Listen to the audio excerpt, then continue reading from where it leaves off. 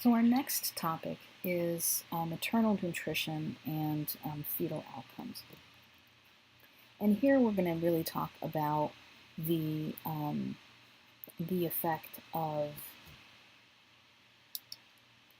maternal nutrition before, during, and after pregnancy in terms of undernutrition affecting fetal outcomes. And we're also going to talk about a slightly different topic is the effect of pre-pregnancy weight and pregnancy weight during on fetal outcomes.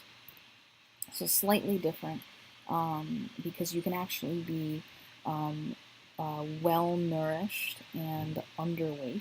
Okay, you can actually be malnourished and overweight. So it's the issue of maternal nutrition and maternal weight is slightly separate, even though it seems like they might go together. Okay, so the effects of undernutrition and malnutrition during pregnancy. So women who are undernourished during pregnancy, they not only have babies that have a lower birth weight on average, but they're also at higher risk for pregnancy loss. And smaller babies who are born lower in birth weight, also have a higher rate of both morbidity, complications, and mortality. So the timing of the onset of the undernutrition is very important in terms of fetal outcomes. In general, in the face of inadequate levels of either nutrients, calories, or oxygen, the fetus tends to adapt. Right? And the adaptation is in its metabolic activity and its rate of growth. And this adaptation is designed to help the baby survive in utero and give it an optimal chance for survival. But a lot of times these adaptations also result in long-term problems for the fetus. In general, under malnutrition pregnancy conditions, the growth of the fetus tends to slow in addition to in an attempt to reduce energy expenditure. And so the baby's response to this inadequate nutrition depends on the stage of pregnancy. And these adaptations, in terms of when the onset of malnutrition occurs, the adaptations that the baby undergoes is often linked or has been linked to rates of adult onset diseases. So temporary nutritional deficiencies will alter fetal growth and may or may not affect birth weight. The growth of certain organs may be affected while the birth weight is fairly normal. And so there was a very large-scale study done by a researcher called Baker and several others in 1995. And this very sort of eye-opening and for its time fairly revolutionary paper was called Fetal Origins of Coronary Artery Disease. And what this group did was look at a cohort of individuals who had the onset of malnutrition during while they were in utero. And really they had three cohorts. The onset of undernutrition in the first trimester, in the second trimester, and the third trimester. And they basically looked at the birth weights of these people, the body proportions at birth, their weight at 1 year, diseases that they had in adult life, and then ultimately their cause of death. Okay? Now, they obviously had to correct for just a lifespan worth of confounding variables, right? But they had some pretty compelling results. They found some pretty compelling and very sort of logical and rational trends. So what they found was that for the adults who, while they were in utero, their mothers experienced the onset of undernutrition during the first trimester. Okay. They hypothesized that, based on the rest of the findings, they hypothesized that there was a general downregulation of all forms of growth. So this fetus just in every way started to downregulate its growth. That made, on average, them to have a reduced birth weight and be proportionately small, meaning that they were both thin and shorter, right, during at birth. At 1 year, they continued to be small. Okay? They continue to have lower weights. In adulthood, they had a higher rate of hypertension, and since hypertension increases the risk for hemorrhagic stroke, they, on average, tended to have a higher rate of death by hemorrhagic stroke. In the individuals that had the onset of undernutrition while they were in the second trimester, okay, the theory was that at this point, the baby adapted to the undernutrition by changing its relationship to the placenta. Okay? So there's some sort of metabolic change that happens in the placenta that causes sort of a disturbed relationship between the fetus and the placenta. And they theorized that this resulted in either a resistance or a deficiency to insulin. Okay?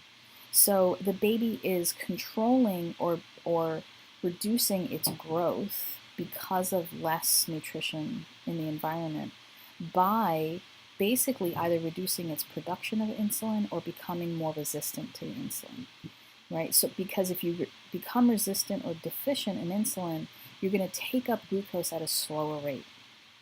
Right? So this is really an adaptation. So their birth weight were reduced. They tended to be thin, right? Thin but of normal length. And at 1 year, their body weight normalized. The adults in adulthood, on average, they tended to have higher rates of hypertension, just like the first group. But now you saw another increased incidence of another disease, which is type 2 diabetes. Right? And if you remember, type 2 diabetes was the insulin-resistant diabetes. So the thought is that this early insulin resistance in utero increased the likelihood of the adult version of it. And on average, this group tended to die more of coronary heart disease. And then the third trimester onset of undernutrition, the theory was that the brain growth is sustained. Okay, so that at this point, at the third trimester, you've got a fetus that is getting much closer to viable, getting for extrauterine life, right? Is getting to a fetus that is much more developed. But in the third trimester, there is an expansion of brain size, right? In addition to an increase in fat stores, an increase in the size of the trunk of the body. So when there was an onset of undernutrition at this stage, the fetus it prioritized brain growth and sort of deprioritized the growth of the trunk of the body. And it did this by having either a resistance or deficiency in a different hormone, which was growth hormone. Now, this resistance or deficiency in growth hormone brought about different consequences later on. So birth weights actually tend to be normal, right? So clearly, having sort of being well nourished in the first and second trimester, you have a better chance of having a normal weight child than, you have a much better chance of having normal weight child if the malnutrition onset is in the third trimester, sort of late in pregnancy, compared to first or second. However, the body proportions were short, so the length of the babies were smaller compared to the average norms. Okay? And at 1 year, their overall weight was actually reduced. Okay? So you can see how, and this might seem a little bit odd, but you can see how the reduction in the growth of the trunk of the body, right, set the child on a different trajectory later on that actually made their weight reduced at 1 year. And then in adult life, they had higher rates of multiple problems: hypertension, elevated, so dyslipidemia, elevated LDLs, and overall cholesterol, the raised fibrinogen, which increases coagulation, right? And so on average, in adulthood, they tended to, the cause of death tended to more often be coronary heart disease and thrombotic stroke. So you can see how fetal conditions are going to greatly affect, early childhood health, adult health, and may even sort of be a harbinger for cause of death. So there has been some interesting findings to come out of the studies of temporary malnutrition states.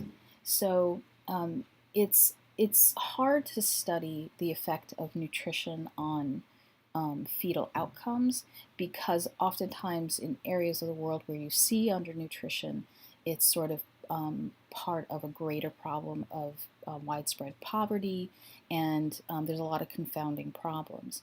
However, there have been during history times where you take an area where people were mostly well nourished, right? And then there was some temporary problem that caused sort of a temporary famine that was then resolved. Okay? And so studying the effects of those temporary times of famine reveals some very interesting and revealing connections between maternal nutrition and fetal outcomes. So one of these temporary times of famine included something called the Dutch Hunger Winter of 1944 and 45. In this time, it was winter, and of this 1944-1945, and it was during World War II, and the Nazis sort of blockaded food entry into the Netherlands during this winter, and that sort of exacerbated problems of an already sort of severe winter. So during that winter, you had really widespread famine across the country and some severe malnutrition.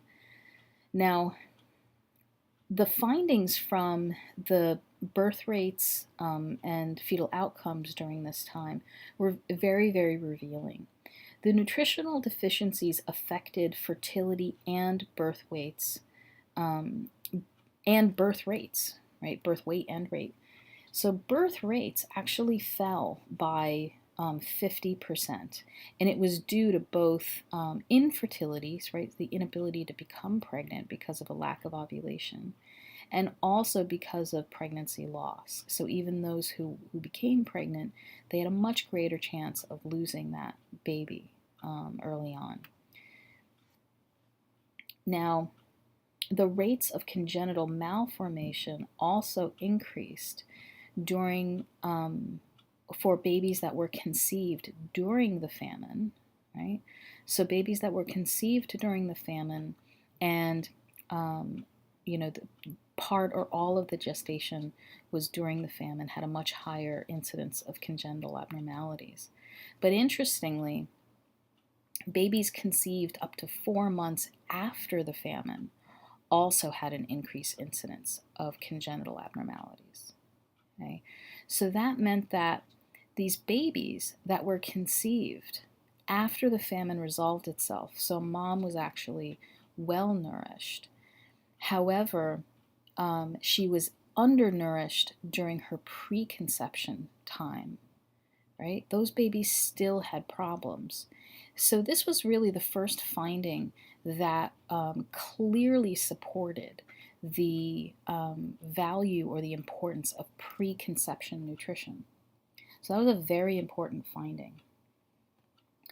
And among women who are already pregnant at the onset of the famine, if these women were in the earlier parts of their pregnancy, the infants tended to be reduced in weight, proportionately small, which is the same that was reported by Barker in the previous slide.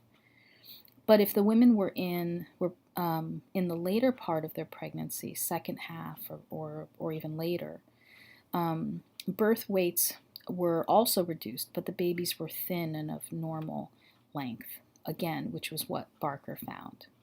Okay. So this was a very important study in terms of understanding maternal nutrition and fetal outcomes. Now, a similar, a connected but different issue is really pre-pregnancy weight as it affects fetal outcomes. So there does seem to be an important connection between pre-pregnancy weight and infant outcomes. Underweight women have a higher incidence of pregnancy loss and tend to have small for gestational age infants. Okay?